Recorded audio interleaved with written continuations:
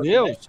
Mas eu, Carlito, quero começar com uma revelação que eu tenho que fazer para ti, ó. Revelação é uma palavra bíblica também, né? Aliás, é o verdadeiro nome do livro de Apocalipse, né? É o livro das revelações, o último livro da Bíblia. Eu quero fazer uma revelação para ti, Carlito. A minha esposa, dona Jéssica Januário, sempre que olha as lives... Coitada da santa, vai lá. E fica na sala assistindo as lives, né? Sempre que ela olha, ela diz para mim, amor, o lugar que tu faz tá horrível. E tu tem que te espelhar no Carlito. O Carlito tá excelente aquele lugar dele. Isso é um cenário, meus amigos. Mas eu tenho uma vantagem, né? Minha esposa é arquiteta, então o cenário do projeto, ela que faz, então eu não preciso pagar pro arquiteto. Então assim, eu vou dar essa colher de chá pra você e pra sua esposa, viado. Eu tenho essa vantagem. Lá no começo, quando eu não tinha, por exemplo, a minha esposa arquiteta pra me ajudar, o cenário não era assim também, não. Era um monte de colagem, gente. Era revista em quadrinho, era uma doideira, mas muito bom. Um monte de post, mas eu queria agradecer o espaço pra vocês aqui, queria mandar um abraço especial pro Viário, inclusive desejar força, Viário, pra você. Eu não vou entrar em detalhes aqui, mas você sabe do que eu tô falando, né? Pode contar comigo o que você precisar. Você sabe que o que vem aí pela frente é muita tentativa de censura contra você. Contra o Pedro Zambarda, gente. Pedro Zambarda tá um safado, não responde o WhatsApp. Depois que ele comprou a Folha Democrata de mim, virou patrão, tá vendo aí, ó? É mais papo. Revelei aqui, Pedro Zambarda é o novo dono da Folha Não, cara, Democrata, pior que eu vou te falar, eu não tava conseguindo responder mesmo, bicho. Não foi com você, foi um monte de gente. Eu peço desculpa. Aliás, se você quiser marcar lá o negócio, a gente marca. Não tem problema, não. Não, a minha agenda ficou cheia agora. Vou pensar. Então tá, então você pensa, depois você me diz. Brincadeira, Pedrão. Mas vamos dar um spoiler aqui. Vou fazer revelações aqui. Eu tô convidando o Pedro Zambarda pra gente fazer um outro projeto junto aí, gente. Mas o homem tá, como sempre, o homem faz 200 coisas ao mesmo tempo. E a gente marcou uma conversa aí. Mas aguardem, porque vocês sabem que quando eu me junto com o Pedro Zambarda, sai coisa boa. E você é muito querido pela audiência, viu, Pedro? Porque lá no meu Instagram, eu coloquei lá quem é que as pessoas queriam que eu trouxesse para esse projeto. Eu tive de dizer durante as respostas, gente, não citem mais o Pedro, porque é óbvio que eu vou chamar o Pedro. Porque só tava, chama o Pedro Zambarda, o Zambarda. Falei, gente, o Zambarda, claro que faz sempre parte dos projetos que eu elaboro aqui. Sim. Então, podem falar outros nomes, que o Zambarda já vai ser convidado, sem dúvida. Sem dúvida, mas tá certo. Viarão, quer puxar a pauta? Vamos lá? Já tô gravando corte aqui enquanto a gente vai conversando. Vamos lá. Eu quero, antes de entrar na questão dos BRICS, que nós temos alguns vídeos aqui de falas do Lula e da Dilma para colocar, eu quero ainda puxar um pouco do que foi a nossa pauta do meio-dia, que foi o Hugo Mota, até porque eu quero ouvir as opiniões e as posições do Carlito sobre isso. Carlito, o Hugo Mota, agora na nossa transição aqui da live do meio-dia para a live da tarde, já mudou um pouco o discurso, porque nesse meio tempo vem o vídeo da Daniela Lima, em que ela diz que o Hugo Mota sentiu quando recebeu a notícia que 67% da Paraíba aprova o governo Lula. Então, isso poderia, de alguma forma, desgastar o Hugo Mota se ele continuasse fazendo os vídeos dele dizendo que o governo quer causar entre o nós e o eles, que quer criar tudo isso. Ao mesmo tempo, o Hugo Mota recebe segunda-feira a oposição. Não foi definida, não foi divulgada qual é a pauta dele com os líderes da oposição, mas muita gente começa a dizer que pode ser para tentarem convencer ele a pautar a anistia, ou o projeto alternativo da anistia. Como é que tu está vendo, meu caro, esse tensionamento, essa quebra de braço entre o Hugo Mota e o governo? O Alcolumbre parece que passando batido nessa história por enquanto, mas o Hugo Mota e o governo com duas questões, a questão da anistia e a questão do IOF. Tu acha que é possível que o Hugo Mota recue por causa da aprovação do Lula na Paraíba? Então, geralmente eu não utilizo nenhum tipo de apelidinho ou chacota para me referir a essa turma aí, mas eu vou me referir ao Alcolumbre com apelidinho, né? O nosso Batoré do Amapá.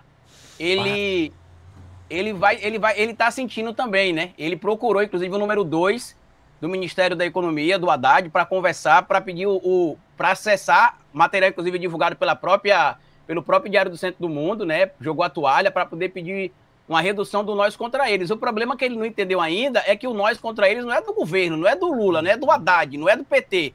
É o povo, porque o Centrão sempre fez essas sacanagens, Viário, nas escondidas, na calada, e sempre deixava se dar um prazo, 1 mês, para fazer uma sacanagem, 20 dias. Só que nesses últimos 30 dias eles fizeram um monte de sacanagem, uma atrás da outra, e não deu tempo do povo nem respirar para perguntar, peraí, eles aumentaram a conta de luz? Não, isso foi ontem. Hoje eles aprovaram o aumento do número de deputados na Câmara. Como é que é? Aumentaram o número de deputados? E o deputado que preside a casa está votando lá para que deputado e senador possam acumular salário de aposentadoria com salário de parlamentar em exercício. Aí fala, peraí, então aumentou a conta de energia, aumentou o número de parlamentares, quer juntar a aposentadoria com salário? Não, calma, isso foi durante a semana passada. Hoje, por exemplo, ele já disse que rico não pode pagar imposto, que quem tem que continuar pagando imposto é o pobre. Eu até brinquei, né, Viário, que o PT lançou a campanha do imposto BBB, que é imposto para bancos, bilionários e bets, e eu brinquei dizendo que a elite brasileira, o centrão e a direita, né, inclusive dizer centrão e direita é quase pleonasmo, mas enfim, a elite brasileira e o centrão, eles estão acostumados com o imposto PPP, que é o imposto cobrado de preto, de pobre e de gente que mora na periferia. E assim, não vai cessar. Sinto dizer para você, viu, Hugo Mota, Alcolumbre, não vai cessar. Agora, tem um ditado que um amigo meu de mais idade fala sobre o nordestino, Viário e Pedro, que ele diz o seguinte, o nordestino já nasce politizado. Aí você pergunta, por quê? Porque para enfrentar tudo que a gente enfrenta e sempre conseguir chegar lá, a gente só chega lá sabendo os caminhos para poder chegar, porque por muito tempo foi tudo mais difícil, né? Como diria a música do Racionais MC, a vida é desafio, para se referir às pessoas que são negras, para você, né, chegar lá, você sempre tem de ser 2 vezes melhor. Ele disse que sempre ouviu isso da mãe dele. No caso do nordestino também, 2, 3, 4, 5 vezes melhor. Basta ver os exemplos que a gente vê aí, de concurso do ITA, né, vestibular do ITA, que é o vestibular mais difícil do Brasil, só tem nordestino em primeiro lugar, acho que há 10 anos praticamente, as redações com as maiores notas do Nordeste, os Enems ali com maiores notas, a maioria Nordeste também. E aí eu peguei essa informação toda do nordestino politizado, desconstruindo a narrativa de gente preconceituosa que fica, às vezes, atacando o nordestino, e eu falei o seguinte, Viário, eu fiz 2 análises de sexta-feira passada para cá que bateram assim, ipsis literis. A primeira, Hugo Mota tem planos de ser governador da Paraíba. Uhum. Ele tem planos, ele é novo, o público esquece que ele é um playboy, né, o playboy da Paraíba, né, o Hugo nem se importa, tem só 35 anos de idade, já é deputado há muito tempo. Ele é jovem, gente, ele tem só 30, apesar daquela cara machucada, ele tem 35 anos só, ele é jovem, então ele tem pretensões futuras. Inclusive para ser governador de estado, senador da República. E aí, Viário, eu falei na semana passada o seguinte, o Hugo Mota não vai aguentar essa quebra de braço, porque ele vai ter de falar para o mercado o seguinte, peraí, eu sei que vocês me bancam na campanha e tudo mais, fazendo doação, mas se eu ajudar vocês agora, eu morro amanhã. Então a gente vai ter que encontrar o meio termo. Eu vou continuar tentando ajudar vocês que me bancam nas campanhas com doação, mas eu também não posso ficar atacando o tempo inteiro o Lula, não, porque lá no meu estado ele tem 70% de aprovação.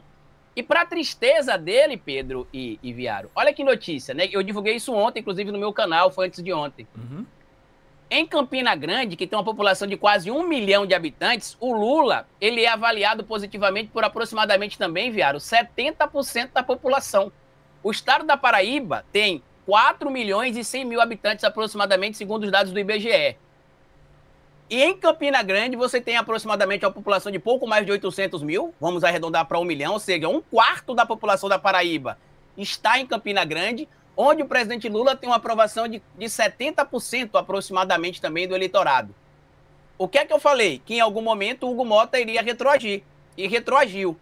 Porém, eu também tinha dito na segunda-feira que essa onda da mídia, abraçando ali o discurso das redes, mostrando que o povo estava revoltado com o Congresso, dizendo, inclusive, que o Congresso estaria desconectado com a realidade e com o povo, não seria um discurso que duraria muito tempo.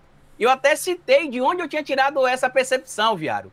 O Noam Chomsky tem um livro muito bom chamado Mídia, Propaganda Política e Manipulação, onde ele explica, inclusive, como é que os meios de comunicação são utilizados para manipular a opinião pública.